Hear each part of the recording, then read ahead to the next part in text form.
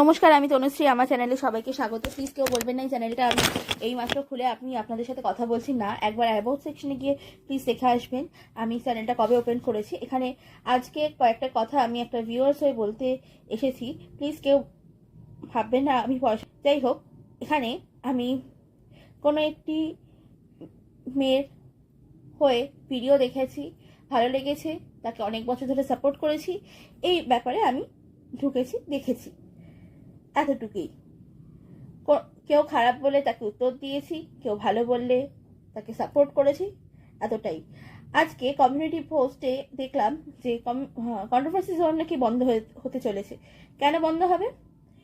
এতদিন ধরে যখন একজন মেয়েকে মানুষে এসে ইট মারছিল, তখন কোথায় ছিল? তখন মানুষে কোথায় ছিল? তখন তো মানুষ এই পৃথিবীতেই ছিল না। তখন দেখতে পাননি যে একটা মেয়েকে এরকমভাবে সবাই মিলে ছিঁড়ে খাচ্ছে? হ্যাঁ, দোষ করেছে, তার দোষকে কেউ আজ অবধি কেউ ঢাকা দেয়নি। সবাই বলেছে সে দোষ করেছে, কিন্তু কেন কেউ আজকের দিনে এসে প্রতিবাদ করছে? তাহলে কি ধরে নেবো যে যাকে আমরা ধরে নিয়েছি বা ভেবেছি তার জন্যই কি আজকে এই কন্ট্রোভার্সি জোনটা বন্ধ হচ্ছে? একবার ভেবে দেখবেন। আর আমি সকল ভিউয়ার্সকে বলতে চাই, প্লিজ আপনারা এর প্রতিবাদ করুন।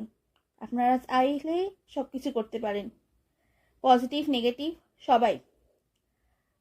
যদি মনে হয় যে এই কথা, এই কন্ট্রোভার্সি জোন কারোর রাজত্বে চলবে, তাহলে আপনারা সেটাকে বেছে নিতে পারেন। আর যদি এটা মনে হয় যে কন্ট্রোভার্সি জোন বা কথাবার্তার যে আলোচনা, তার মানে আমি এটা বলছি না যে তাকে বলতে তার বাড়ি কোথায়, তার অ্যাড্রেস রিভিল, এইসব আলোচনা করা, সে কার সাথে গিয়ে শুয়ে আছে, কার সাথে গিয়ে যা খুশি করছে, এইসব।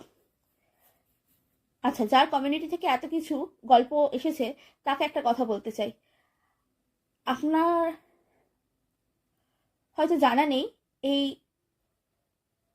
ওয়াইটিতে সারা রাত ধরে অনেক নোংরামো চ্যানেল হয়। আপনি সেটা একটু পরিষ্কার করে দেখান না প্লিজ। সেটা পরিষ্কার করে দেখালে আমরা বুঝবো আপনি ঠিক কি করতে এসেছেন এখানে। এখানে অনেক ভালো মানুষ ভালোভাবে সমালোচনা করেন পজিটিভ গ্রাউন্ডে। হয়তো আপনাদের তাকে পছন্দ নাই হতে পারে, কিন্তু তার কথা বলাটা আপনারা তো আটকাতে পারেন না, তাই না? Thank you.